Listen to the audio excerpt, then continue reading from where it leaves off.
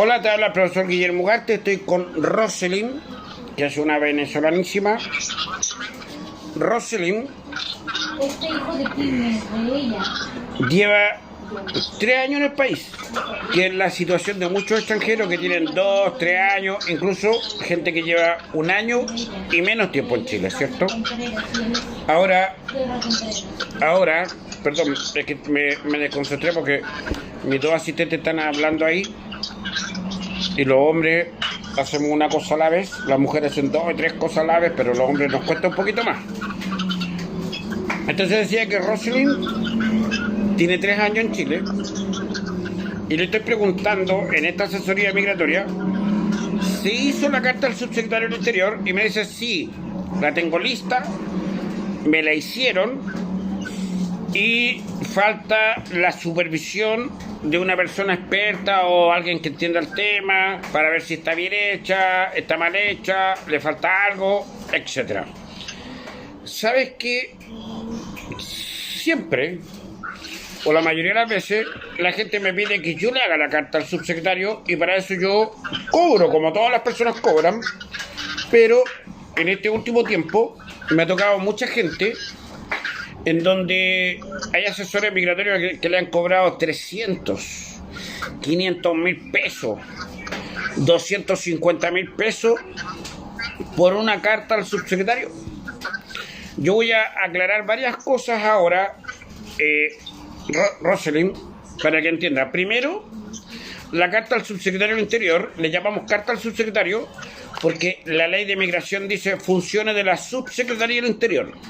Por lo tanto, se entiende que el destinatario es el subsecretario del Interior. Por eso le llamamos carta al subsecretario. Pero técnicamente y legalmente se llama recurso administrativo y está regulado por una ley, que es la ley 19.880, que tiene varios principios. El principio fundamental, uno de los primeros principios, es que esta es una carta gratuita. Es decir, tú la puedes hacer gratuitamente. Tiene el principio de escrituración, es decir, tiene que ser por escrito. Tiene que ser escrito porque te da la posibilidad de guardar un respaldo de lo que se escribió. Tiene el principio de celeridad, tiene el principio de conclusión, tiene el principio de contrariedad y otros principios más. Ahora, yo te preguntaba aproximadamente cuántas hojas tiene esta y tú me dices, tiene 3 hojas la carta al subsecretario, lo que encuentro yo satisfactorio, bueno, ¿cierto? Siendo un experto en esto. Ahora, va a volver a nacer lo que a muchos les molesta. Yo digo, profesor de filosofía del derecho, profesor de filosofía, profesor de otras cosas más. Entonces, cuando uno hace clases, y le ha tocado hacer clases de estos temas, nosotros dependiendo de la asignatura, de la especialización o de la misma carrera, hacemos clases de documentación comercial cuando son cartas comerciales, documentación jurídica cuando son cartas jurídicas con fondo y forma jurídica. La característica que tiene una carta al subsecretario es que tenemos que darle una forma y un fondo jurídico. La característica de la carta al subsecretario, primero tenemos que individualizar la autoridad competente, que es el señor subsecretario del Interior, los nombres, los apellidos, el domicilio de la subsecretaría. Y aquí vamos a derribar un mito grande, porque hay muchos todavía que están mandando esta carta a San Antonio 580. Hay algunos que dicen, llévelo a Teatino 72 y entréguelo personalmente. Pero ¿qué pasa? Que el que vive en La Serena, el que vive en Concepción, el que vive en Arica, Iquique, en Talcahuano, Los Ángeles, Temuco, necesariamente tiene que mandarlo por correo de Chile. Y aún hay gente que insiste que hay que mandarla a San Antonio 580, Santiago Centro. No, señores, ahí no. O la manda a Teatino 72 o la manda al Palacio de la Moneda sin número. Carta dirigida al subsecretario. Después de que individualizó al subsecretario del Interior, fíjate, Roselyn, que lo primero que tiene que hacer es ir dirigida al subsecretario. Ve que esa carta que te hicieron vaya dirigida al subsecretario y lo individualice. Señor subsecretario del Interior, por intermedio de la presente, yo. Y ahí colocas tu nombre, tus dos apellidos, tu nacionalidad, tu fecha de nacimiento, tu documento de identidad. ¿Ya? Tengo a bien solicitar lo siguiente.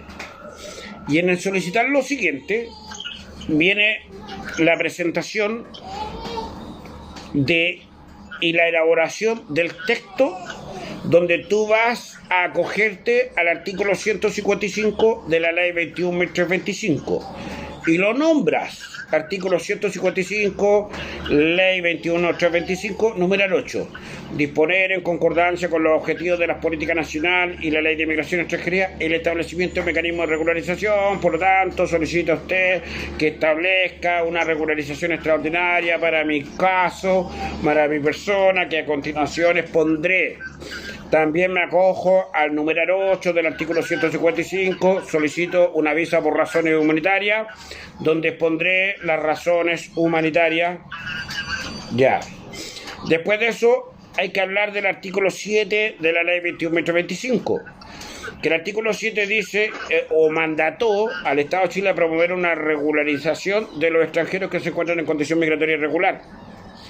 Habla de un poco más de esas cosas y por lo tanto inmediatamente terminado de hacer la introducción, esto es como un libro, termina de hacer la introducción, viene y se individualiza completamente a la persona recurrente, recurrente, tus dos nombres, tus dos apellidos, tu nacionalidad, tu documento de identidad, tu fecha de nacimiento, tu teléfono, tu correo electrónico y tu domicilio bien especificado como si fuera saliendo de tu departamento, de tu casa. Es detallar bien dónde vives, comuna, ciudad, región.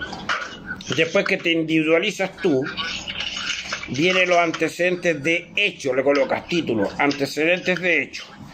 En los antecedentes de hecho está tu historia, está tu relato. Me vine a Chile buscando calidad de vida, porque en mi país había una crisis política, económica, humanitaria, social, o lo que tú quieras decir. Fui funcionario público, viví esta realidad, y por lo tanto Chile me ha brindado las expectativas que yo pensaba. Tengo familiares, no tengo familiares, tengo vínculos, no tengo vínculos. Ingresé por paso no habilitado en tal fecha, buscando calidad de vida, quiero hacer un aporte al país, y todo eso en los antecedentes de hecho, ¿ya? Mientras más exponga su situación, mejor. En tal fecha solicité una visa de responsabilidad democrática, me vi la obligación de ingresar por paso no habilitado, porque la frontera estaba cerrada, por el COVID, todas esas cosas. Mientras más explique, mejor. Y después viene lo más interesante, que es los antecedentes de derecho. Los antecedentes de derecho tienen que venir relatados. Primero, la Constitución Política, el artículo 1, artículo 19 y otros artículos más. La libertad de desplazamiento, el derecho a residir en el país, después la ley 21.25, los artículos que ya hablamos, inclusive hasta el artículo 14 que establece los derechos laborales de los extranjeros. ¿Ya? Después, el decreto, la resolución 80.25.425. El decreto 177 si tiene algunos presupuestos de ahí, tratamiento médico, vínculo, etcétera, ¿ya? Después se habla y se desmenuza el Tratado de San José de Costa Rica, que estableció los derechos civiles y políticos de los migrantes.